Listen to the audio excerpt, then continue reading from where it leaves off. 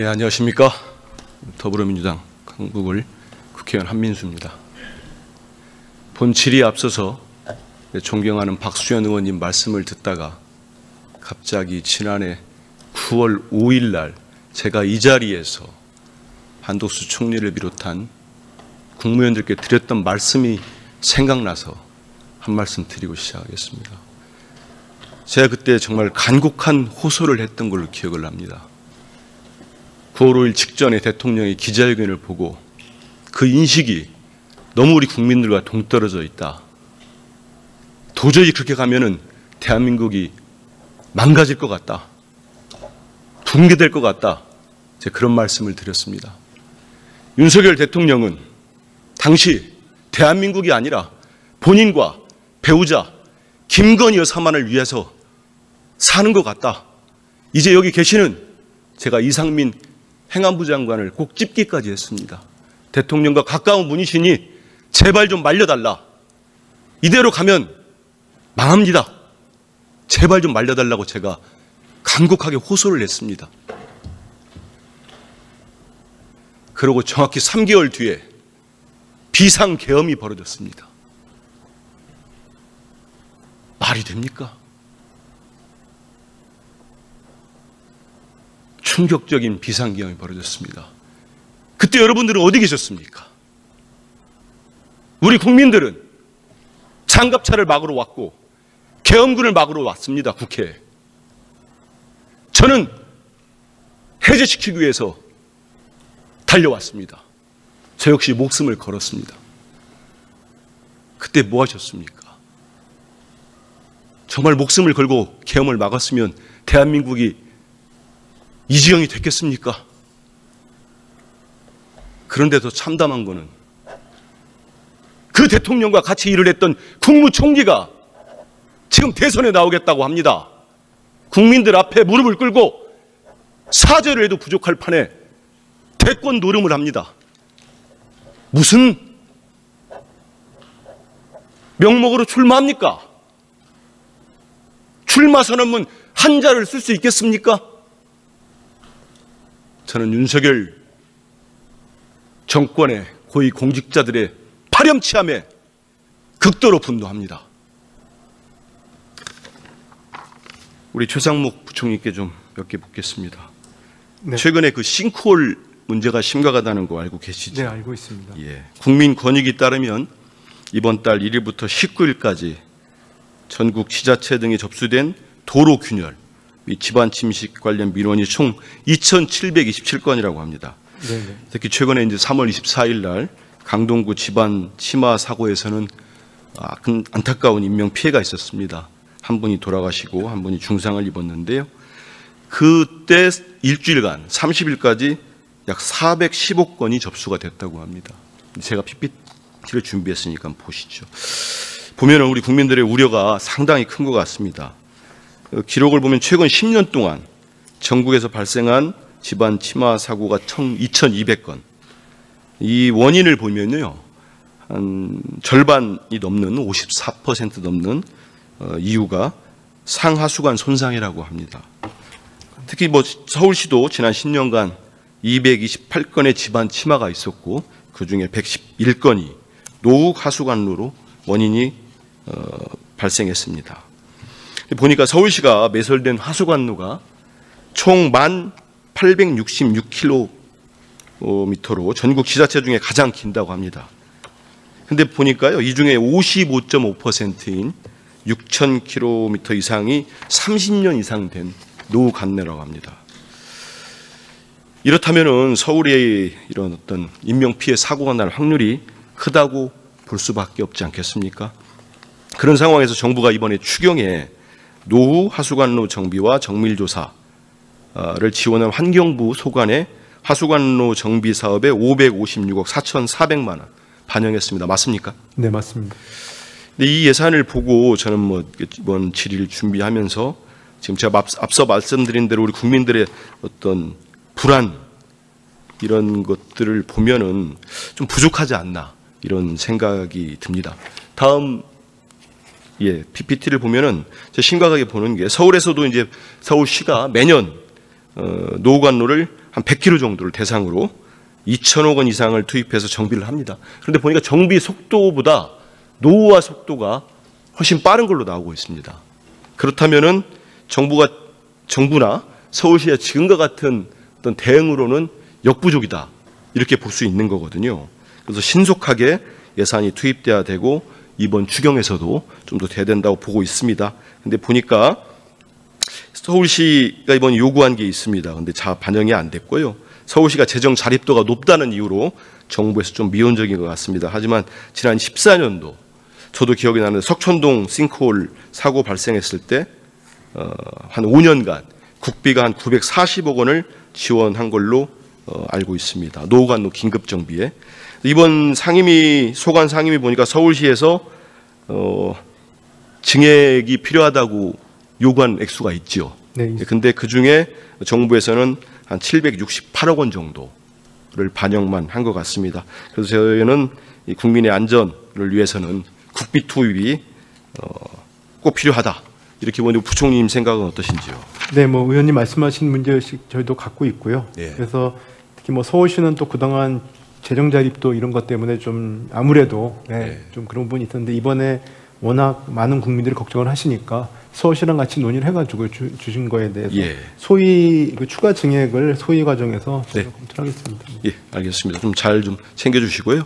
다음에 AI, 앞서 많은 의원님들이 질의하셨는데 저도 조금 준비한 게 있습니다.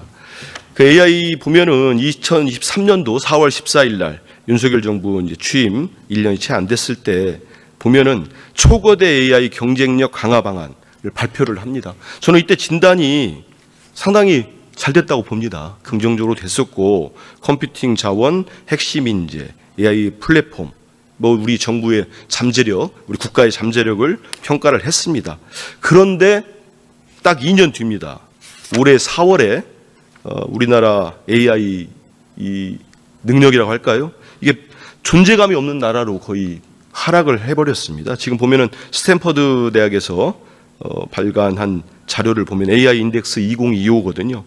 이 자료를 보시면은 2024년 기준으로 볼 때 한국은 주목할 만한 AI 모델도, 민간 투자 규모도, AI 인재 관련도 순위가 상당히 낮습니다.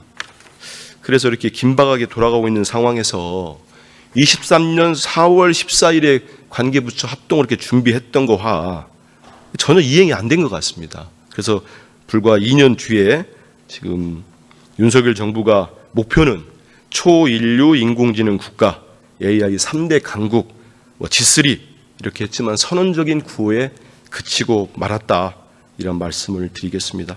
그래서 이번에 추경안 중에 조금 문제가 있는 부분들을 제가 지적을 좀 하겠습니다. 우리 부총리님께서 보시면은 지금 AI가 상당히 속도를 요구하는 정말 시간과 싸움이다, 이런 견해에는 우리 부총리도 동의를 하시죠? 네, 그렇습니다.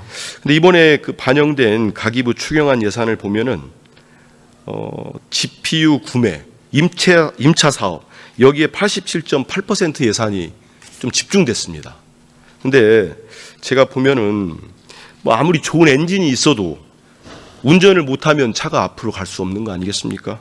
그리고 뭐 아무리 성능 좋은 정말 비싼 피아노가 있어도 연주를 할 수 있는 훌륭한 연주자가 없으면 말 그대로 무용지물입니다. 그래서 GPU는 기반이고 AI의 진짜 근간은 소프트웨어로 보입니다.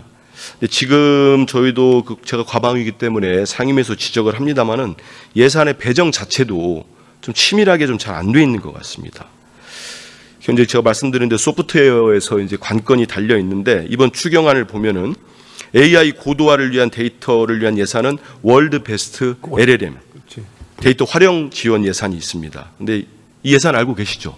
그게 한 300억 정도 돼 있는데, 제가 말씀드린 이 소프트웨어 관련된 예산은 이게 유일한 것 같습니다. 이마저도 과기부에서 처음 요구했던 예산이 반영이 다 되지 않은 것 같습니다. 그래서 이 부분들을 이번 소위와 우리 예결위에서 좀 더 살펴보고 증액이 필요하지 않는가, 이런 생각을 해봅니다. 우리 부총리께서도 양질의 데이터가 있어야 AI 모델 고도화가 가능하다는 데 동의하시죠? 네, 그렇습니다. 그래서 저는 텍스트, 이미지, 음성을 모두 이해하고 있는 생성형, 초신형, 최신형이죠. AI 모델을 구축하려면 방송 영상 데이터와 같은 고품질 학습 자료도 필요하다고 보고 있습니다. 여기에다가 현재 글로벌 기업들, 기업의 생성형 AI는 한국 전통의 영상 이미지를 생성하면 대개 지금 문제가 뭐냐면요. 다들 아실 겁니다. 요즘 많이 써보셨기 때문에 중국이나 일본풍으로 나옵니다. 우리 것들이 데이터가 제대로 제공이 안 되는 거죠. 이 문제점이 있습니다. 그래서 우리 국가대표 저희 PPT에 나옵니다만은 AI 모델을 개발하려면 다양한 그 학습 요소를 포함하고 있는 방송 자료, 영상 자료가 필요하다고 보고 있고요. 그러기 위해서는 한 250억 원 정도의 예산 증액이 반드시 필요하다고 저는 보고 있습니다. 부총리께서 지금 당정에서 동의 여부를 제가 묻지는 않겠습니다만 좀 살펴보셨으면 좋겠습니다. 네, 의원님 말씀하신 것처럼 AI는 뭐 생태계가 고루고루 발전하는 게 중요하잖아요. 그래서 지금 저희가 원래 본 예산에 네. AI가 있는데 거기 이제 소프트웨어나 말씀하신 그런 분들이 좀 들어가 있습니다. 네, 그런데 이제 그러다가 이번 추경에는 조금 그 GPU 구매나 하드웨어가 좀 부족했기 때문에 본 예산에서 그쪽 중심으로 들어가다 보니까 이제 모양이 이렇게 된 건데, 그래서 본 예산하고 추경을 같이 놓고 보시면서 그 소위에서 논의하는 과정에서 말씀하신 것도 제가 같이 보겠습니다. 예, 그렇게 좀 해주시고요. 그 다음에 그 해외 인재 유치 지원 사업 계획이 좀 있습니다. 네, 그 인재도 되게 중요한데 지금 보면은 이 부분에 대해서도 최고급 AI 인재 유치 지원 사업이 있는데 이게 좀 미흡하다 이런 지적들이 나오고 있습니다. 이 부분 역시 부총리께서 좀 세밀하게 살펴주시고요. 제가 시간이 3분밖에 안 남아서 이걸로 넘어가겠습니다. 부총리께서 최근에 경로당 혹시 가보신 적 있으십니까? 네, 뭐 일이 있어서 최근에는 아니지만은 얼마 전에 한번. 네. 그거를 제가 말씀드리려는 거 아니니까요. 그런데 보니까 저도 이제 지역구가 있으니까 경로당을 자주 갑니다. 가면은 진짜로 많은 어르신들이 와 있습니다. 다른 걸로 넘길까요? 예. 보면은 스마트 빌리지 사업 좀 여쭤보려고 합니다. 지금 보면은 경로당은 그 어르신들이 어머니 아버님들이 단순히 쉬는 것보다는 되게 즐기시는 공간이더라고요. 배우고 즐기고 합니다. 그래서 우리 과기부 사업 중에 스마트 빌리지 사업이 있습니다. 그 일환으로 추진되고 있는 스마트 경로당도 그런 사업입니다. 이 비대면 화상 시스템을 통해 가지고 어르신들이 멀리 가지 않더라도 경로당에서 웃음 치료도 받고 스트레칭도 받고 다양한 복지 프로그램이 참여할 수 있습니다. 만족도도 되게 높은 걸로 알고 있습니다. 근데 이 사업이 스마트 빌리지 사업이 2022년도에 회계가 좀 바뀝니다. 바뀌어가지고 지역균형 발전 특별회계로 이관이 됩니다. 사업 자체는 더 커집니다. 그래서 21년도에는 스마트 경로당이 한 110개 정도에 불과했는데 지난해 같은 경우는 수치 늘어난 걸 보시면 알겠습니다만 1636개까지 확대가 됩니다. 저는 이 지특회계로 이관된 덕분에 사업이 더 활성화되고 있다 이렇게 보는데 부총리 견해는 어떠신지요? 네, 일단은 규모 자체가 커졌기 때문에 뭐 그렇게 볼 수 있을 것 같은데요. 네. 근데 이제 제가 좀 한 가지 아쉬운 점은 이걸 좀 지적을 하려고 하는데요. 이 스마트 빌리지 사업의 운영 및 관리를 위한 예산이 전혀 반영이 안 되고 있습니다. 그래서 PPT 보시면 알지만 지자체, 지특으로 이관된 뒤에 지자체 참여 수요가 급증을 합니다. 그래서 전체 사업 규모도 상당히 커졌어요. 커졌으면은 거기에 맞춰서 여기에 관리하고 운영할 수 있는 손이 더 많이 필요한 거 아니겠습니까? 네. 근데 이번에도 예산이 반영이 안 돼가지고 이거를 전문기관이라 할 수 있는 한국지능정보사회진흥원 이 현장에서 지원 사업이 제대로 이루어지지 않고 있다고 합니다. 그래서 이게 예산이 상당히 크지는 않습니다. 크지는 않는데 이러다 보니까 24년도의 경우에는 우리 과기부가 세부 사업에서 다른 예산 일부를 끌어다가 충당도 하고 그랬습니다. 근데 이게 목적 외 사용이라는 지적을 받았습니다. 그렇기 때문에 이번에는 이 관련된 예산을 반영하는 게 맞다고 봅니다. 그래서 이번 우리 추경 예산에서도 저는 스마트 빌리지 보급 및 확산 지원 사업에 10억 원 정도 예산이 반영돼야 된다. 이렇게 보고 있습니다. 부총님 견해는 어떠신지요? 그냥 보겠습니다. 뭐 일단 필요성은 있어 보이는데 문제가 뭐냐면 이게 지금 요번에 추경에 넣는 게 맞는지 아니면 내년도 예산안에 넣는 게 맞는지에 대한 그러니까 전체적으로 이제 이런 사업들 보다 보면은 이제 그렇지 않겠습니까? 예, 그래서 그런 거는 좀 같이 보겠습니다. 네. 네.